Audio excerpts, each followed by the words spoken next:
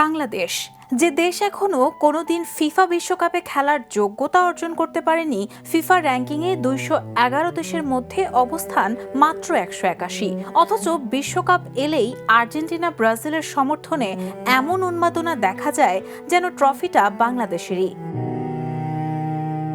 আর সেই অন্ধ আবেগের ভয়াবহ মূল্যও দিচ্ছে দেশ। চলমান 2026 বিশ্বকাপে ফুটবল সংশ্লিষ্ট ঘটনায় বিশ্বজুড়ে অন্তত 20 জনের মৃত্যু হয়েছে, যার মধ্যে 12 জনই বাংলাদেশের। কেউ ছুরিকাঘাতে, কেউ পতাকা টাঙাতে গিয়ে বিদ্যুৎ স্পৃষ্ট বা ভবন থেকে পড়ে, কেউ হৃদরোগে, এমনকি ব্রাজিলের হারে আত্মহত্যাও করেছেন এক তরুণ।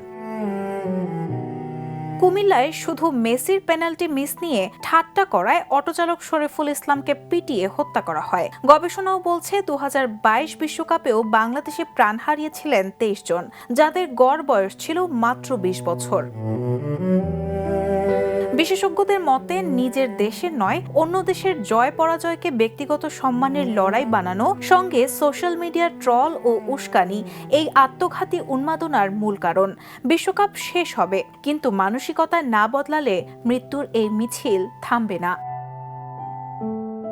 Raihana moon, the news.